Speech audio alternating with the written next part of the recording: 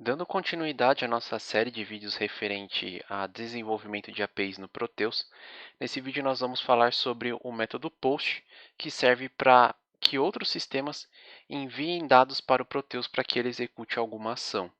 Então, aproveitando o mesmo fonte do vídeo anterior sobre pedidos de venda, foi criado aqui na declaração, dentro do nosso WS RESTful, o método HTTP do tipo POST, também chamado V1. Então, observem que a gente vai ter um método dentro da nossa classe chamado V1 e nós também temos um método chamado V1, só que para o método GET. Então, a gente pode repetir o nome desde que o método HTTP seja diferente. Então, vamos utilizar o mesmo nome aqui, até como exemplo. Então, vamos manter aqui o nome V1. Os demais parâmetros que passamos aqui, eles podem ser mantidos da mesma forma como utilizado no exemplo anterior. Então, passamos aqui a descrição, informando que o nosso método POST serve para incluir um pedido de venda. Informamos também o path, que também pode utilizar da mesma URL do método, de outros métodos, no caso aqui o método GET, por exemplo. Pelo fato de ser um método POST, a gente não passa dados na URL, a gente tem que passar as informações dentro do corpo da requisição. E o corpo dessa requisição é o arquivo JSON com os dados que a gente vai realizar a leitura para poder trabalhar com as informações. No Postman, eu vou mostrar um teste de como que é enviado essa informação. Os demais parâmetros aqui a gente pode manter, que no caso é o WS Syntax, para que ele gere aquela documentação automática lá na página raiz de APIs do Proteus, e o ttalk para retornar mensagens de erros que estão detalhadas. Esse método ele já está compilado aqui na nossa base teste, então eu vou abrir aqui a documentação do Proteus. Então, como vocês podem ver, aqui aparece já a linha do método POST e aqui a URL que é utilizada para chamar esse método POST. Então, aqui tem a informação de que ele serve para incluir um pedido de venda.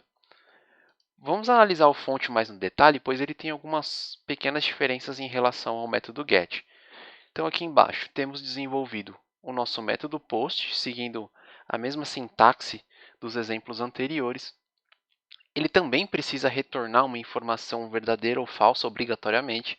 Então, declarei aqui uma variável LHAT que, caso ela seja verdadeira, significa que a requisição ocorreu com sucesso, e caso seja falso, a requisição teve algum tipo de falha. Diferente do método GET, a gente utilizava o self a params para poder fazer a leitura das informações que foram enviadas na URL. Nesse caso, como a gente não recebe informação através da URL, mas sim no corpo da requisição, a gente utiliza o comando self:getContent para pegar todos os dados que foram enviados no corpo da requisição. Essa informação, esse comando, busca essa informação em formato texto, no qual a gente atribuiu essa informação à variável cJSON. Em seguida, criamos dois objetos do tipo JSON, que é o OJSON, onde teremos aqui os dados que recebemos da requisição, e o OJSON hatch, que serão os dados que nós vamos devolver para o sistema que fez a requisição ao Proteus. Nesse caso aqui, a gente vai fazer um exemplo criando um pedido de venda e a gente vai retornar alguns dados, sim, que no caso seria a filial e o número do pedido gerado. Não é obrigatório retornar alguma informação no formato JSON.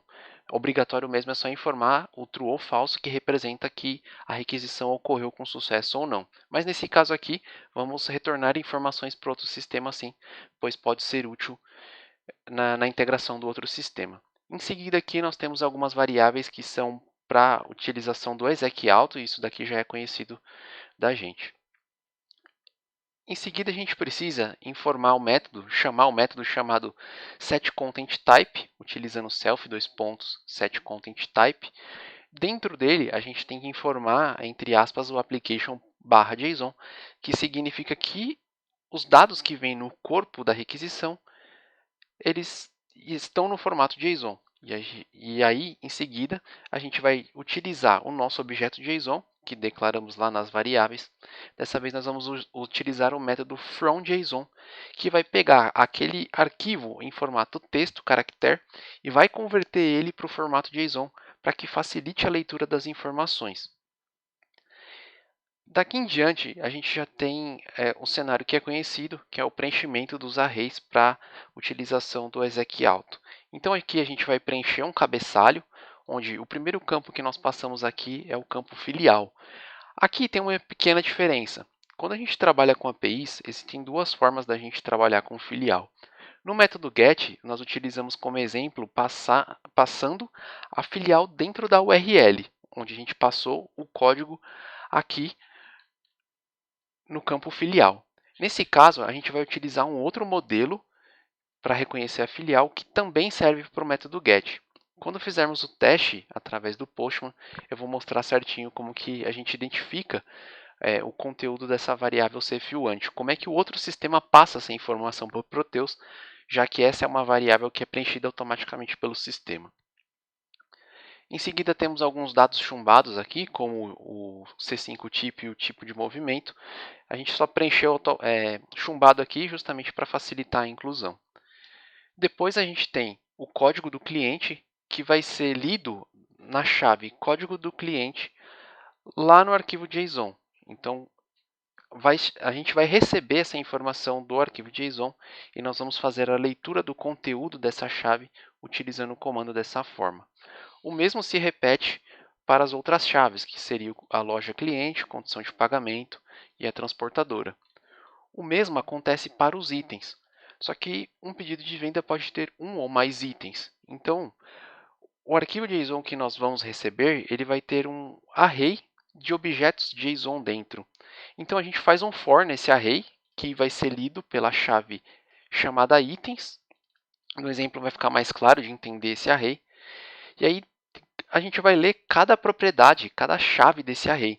Então, a gente vai ter aqui o número do item, o código do produto. A gente também utiliza esse mesmo código do produto para fazer a leitura da unidade de medida e da descrição. Texto nós chumbamos e também fazemos a leitura aqui da quantidade e o preço unitário. Assim como é de costume fazer um for em um array, a gente tem que passar a posição do item que nós estamos fazendo a leitura. Dando tudo certo, a gente vai rodar aqui o exec alto e caso ele seja concluído com sucesso, nós precisamos trabalhar a informação para ser retornada para outro sistema. O que nós desejamos retornar? Aqui a gente criou lá na declaração de variáveis o nosso objeto JSON de retorno. E é nele que nós vamos trabalhar agora. Nós já criamos o pedido, então nós temos aqui o número da filial, já está posicionado no pedido que foi criado, então a gente vai criar uma chave JSON chamada filial e vai atribuir o conteúdo do campo C5 filial. A mesma coisa para a chave número pedido, onde vai ter o número do pedido de venda lá da tabela SC5. Flegamos aqui o nosso retorno como verdadeiro e utilizamos também o comando self:/setResponse, convertendo o nosso JSON de retorno para caractere. Dessa forma, a gente vai devolver a filial e o número do pedido que foi gerado para o outro sistema. Caso dê algum erro no exec alto, o retorno é exatamente trabalhado igual foi feito no método get. Flegamos o nosso retorno como falso e utilizamos o método setRestFull com as informações de falha. Agora vamos para o Postman e vamos fazer um teste. Aqui eu já deixei um JSON pronto. Então, mais uma vez, como é que funciona a chamada aqui do nosso endpoint? A gente vai ter que utilizar aqui o método post. Então, flegamos aqui que vai ser enviado o método post através do HTTP e utilizamos da mesma URL. O IP do servidor, porta, /hash, que é a URL raiz do Proteus, o nome da nossa API, que é pedido de venda, e no endpoint chamado v1.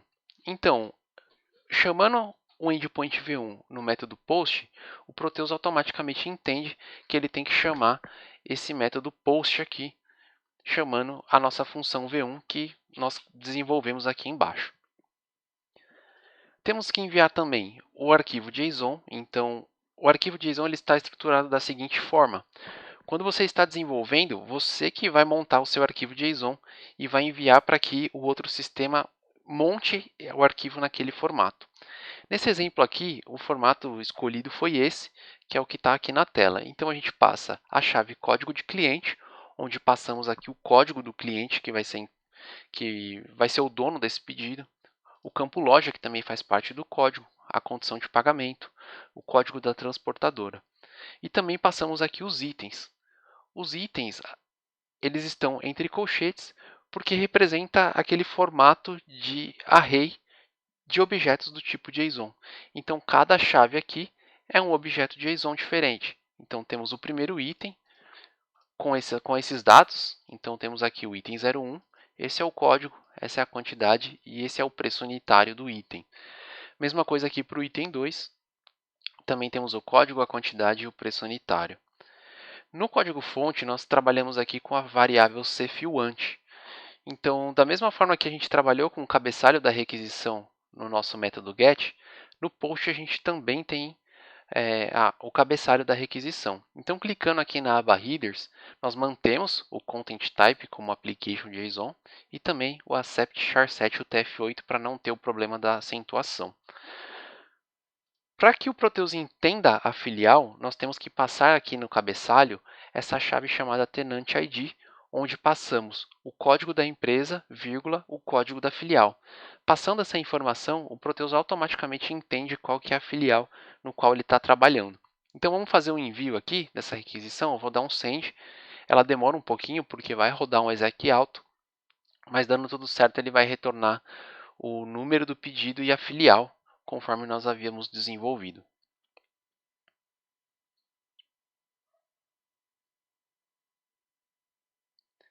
Concluído, então foi incluído um pedido aqui com sucesso.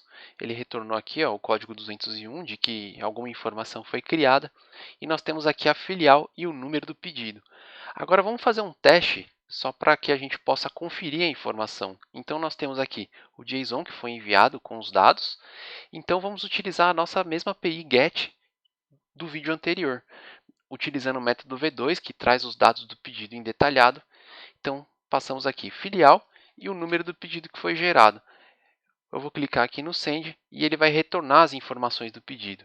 E como podemos ver, elas batem com as informações da requisição enviada. Então temos aqui o código do cliente, que bate com o código do cliente desse JSON retornado, o número do pedido, bate com a informação de retorno que temos aqui, né? A filial também bate com a filial que está aqui.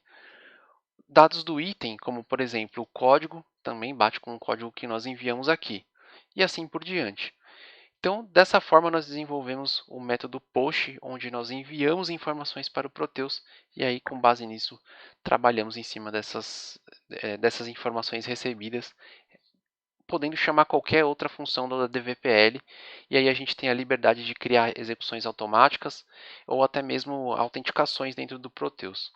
Espero que esse vídeo tenha ajudado e, mais uma vez, caso não tenham dúvidas, podem me procurar para que eu possa dar um apoio.